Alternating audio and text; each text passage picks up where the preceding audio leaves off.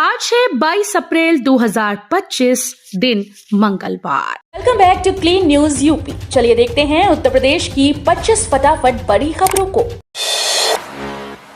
BSA अपने अनुसार कर सकेंगे स्कूल्स के समय में बदलाव। प्रदेश भर में भीषण गर्मी को देखते हुए परिषदीय स्कूल्स में आउटडोर गतिविधियां अब नहीं आयोजित की जाएंगी। बच्चों को गर्म हवा व लू से बचाने के लिए सभी आवश्यक प्रबंध किए जाएंगे। वहीं स्थानीय स्तर पर गर्मी को देखते हुए बीएसए स्कूल्स के समय में बदलाव कर सकेंगे। तेजी से बढ़ रही गर्मी को देखते हुए स्कूल्स के लिए विस्तृत दिशा निर्देश जारी किए गए हैं। हाईटेक होने जा रहा बनारस का बस अड्डा, यहां मॉल में कर सकेंगे खरीदारी। कैंट रोडवेज बस स्टेशन को पीपीपी मॉडल पर विकसित किए जाने का रास्ता साफ हो गया है। अब भवन के ऊपर शॉपिंग मॉल, थिएटर और नीचे बस स्टेशन बनाया जाएगा। मॉल में यात्री खरीदारी करेंगे और थिएटर में फिल्म देखेंगे। दिल्ली, आगरा, कानपुर, लखनऊ समेत अन्य शहरों के लिए बस से आवाजाही कर सकेंगे। 6 मई से प्रोफेशनल सम सेमेस्टर परीक्षाएं। चौधरी चरण सिंह विश्वविद्यालय से संबद्ध कॉलेजेस में बीबीए, बीसीए सहित यूजी, पीजी प्रोफेशनल कोर्स की सम सेमेस्टर परीक्षाएं 6 मई से शुरू होंगी। विश्वविद्यालय ने उक्त विषयों का परीक्षा कार्यक्रम जारी कर दिया है। 10 से 1 और 2 से 5 की पाली में प्रस्तावित इन परीक्षाओं में अधिकांश विषयों के पेपर मई में ही खत्म हो जाएंगे, जबकि चुनिंदा विषयों के पेपर 2 जून तक चलेंगे। अब आंधी और बारिश में नहीं जाएगी शहर की बिजली। 33 और 11 केवी की ओवरहेड लाइन्स होंगी भूमिगत। देश के रक्षा मंत्री और लखनऊ के सांसद राजनाथ सिंह ने राजधानी की बिजली आपूर्ति बेहतर और टिकाऊ बनाने के लिए सभी 33 व 11 केवी ओवरहेड बिजली की लाइन्स को भूमिगत करने के निर्देश दिए। इसके लिए उन्होंने मध्यांचल विद्युत वितरण निगम के नवनियुक्त निदेशक हरीश बंसल और लखनऊ सेंट्रल जोन के मुख्य अभियंता रवि कुमार अग्रवाल के साथ अपने आवास पर बैठक की। अब कांस्टेबल नहीं काटेंगे चालान, ट्रैफिक पुलिस ने बदले कई नियम। पुलिस कमिश्नर जे रविंद्र गौड़ ने यातायात व्यवस्था को सुधारने के लिए यातायात पुलिस को कई आदेश दिए हैं। अब यातायात नियमों का उल्लंघन करने पर कांस्टेबल चालान नहीं काटेंगे। चालान सिर्फ ट्रैफिक इंस्पेक्टर या कांस्टेबल ही काट पाएंगे। कांस्टेबल्स को ड्यूटी के दौरान यातायात व्यवस्था को दुरुस्त रखना होगा। बीएड की डिग्री के साथ मिल सकेगी ये डिग्री। विश्वविद्यालय ने की खास पहल। दीनदयाल उपाध्याय गोरखपुर विश्वविद्यालय ने उच्च शिक्षा के क्षेत्र में एक नई उपलब्धि हासिल की। विश्वविद्यालय अब 4 वर्षीय एकीकृत शिक्षक शिक्षा पाठ्यक्रम के माध्यम से बीएड की डिग्री के साथ स्नातक की डिग्री प्रदान करेगा। कुलपति प्रोफेसर पूनम टंडन के मार्गदर्शन में इस कोर्स के संचालन के लिए विश्वविद्यालय के द्वारा राष्ट्रीय शिक्षक शिक्षा परिषद में आवेदन किया गया था, जिसे अब स्वीकृति मिल चुकी है। यूपी में इन ग्राम पंचायतों में शुरू होने जा रही ये योजना। योगी सरकार ग्रामीण क्षेत्रों में लोगों को बेहतर सुविधा उपलब्ध कराने के लिए प्रतिपूर्ति एवं प्रोत्साहन योजना शुरू करने जा रही है। इस मद में मिलने वाले पैसों को खर्च करने की समय सीमा समाप्त होने के बाद भी लैप्स नहीं होगा, जिससे जरूरत के आधार पर ग्रामीण क्षेत्रों में विकास के काम कराए जा सकें। उच्च स्तर पर सहमति बनने के बाद जल्द ही कैबिनेट से प्रस्ताव पास कराने की तैयारी है। पिछले वर्ष के मुकाबले इस वर्ष अब तक वाराणसी संभाग में 3746.88 मीट्रिक टन अधिक गेहूं खरीद। वाराणसी संभाग के 4 जिलों वाराणसी, चंदौली, गाजीपुर, जौनपुर में पिछले वर्ष के मुकाबले इस वर्ष अब तक 3746.88 मीट्रिक टन अधिक गेहूं की खरीदी हुई।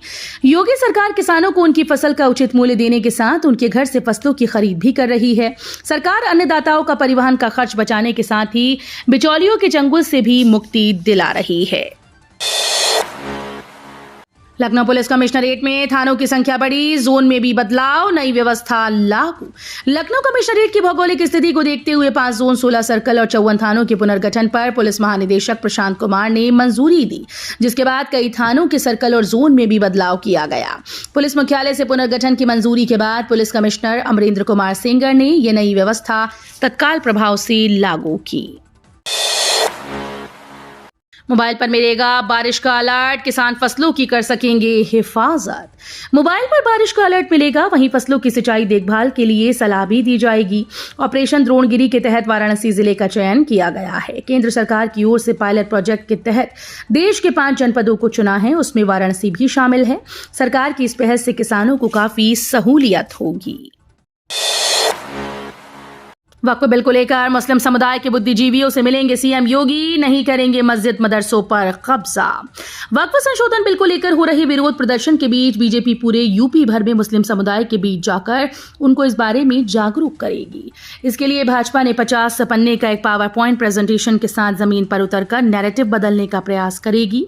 इतना ही नहीं, पार्टी के इस अभियान में खुद सीएम योगी भी जुड़ेंगे। इलाहाबाद हाईकोर्ट का बड़ा फैसला, बिना बंटवारे के नहीं मिलेगा गैर कृषि भूमि उपयोग का अधिकार। इलाहाबाद हाईकोर्ट ने एक महत्वपूर्ण फैसले में यह स्पष्ट कर दिया कि उत्तर प्रदेश राजस्व संहिता 2006 की धारा 80(1) और 80(2) के तहत गैर कृषि भूमि उपयोग की घोषणा का यह अर्थ नहीं लगाया जा सकता कि सहस्वामियों के बीच भूमि का बंटवारा हो चुका है। यदि कोई एक सह भूमिदर गैर कृषि उपयोग के लिए आवेदन करता है तो पहले भूमि का विधिवत बंटवारा संहिता की धारा 116 और संबंधित नियमों के अनुसार होना आवश्यक है। यमुना एक्सप्रेसवे किनारे बसेगा नया आगरा, 8.5 लाख लोगों को मिलेगा रोजगार।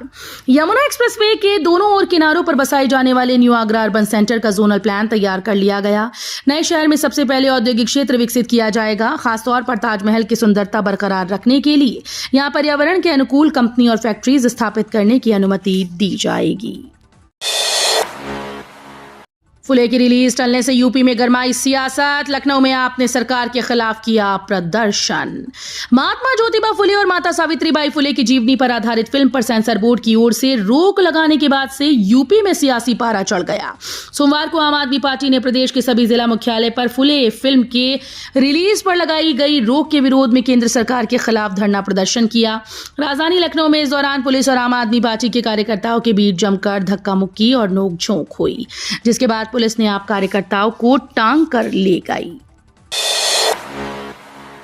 27 अप्रैल से वायुसेना के नियंत्रण में होगी गंगा एक्सप्रेसवे की हवाई पट्टी, उतरेंगे लड़ाकू विमान। शाहजहांपुर के जलालाबाद में गंगा एक्सप्रेसवे पर हवाई पट्टी वाला 5 किलोमीटर का क्षेत्र 27 अप्रैल से वायुसेना अपने नियंत्रण में लेगी। वहां 2 व 3 मई को लड़ाकू विमान उतारने का पूर्वाभ्यास किया जाना है। सोमवार को दोबारा बरेली से आए एयरफोर्स के area commanding officer M Gangola ने अधिकारियों के साथ निरीक्षण किया। उन्होंने बैरिकेडिंग सहित अन्य सभी कार्य 26 अप्रैल तक पूरा करा लेने के निर्देश दिए। मुरादाबाद को प्रधानमंत्री एक्सीलेंस अवार्ड, सुगम्य पुस्तकालय को देश भर में पहला स्थान। लोक सेवा दिवस पर प्रधानमंत्री नरेंद्र मोदी ने जिलाधिकारी अनुज सिंह को सुगम्य पुस्तकालय की स्थापना के लिए प्रधानमंत्री एक्सीलेंस अवार्ड से सम्मानित किया।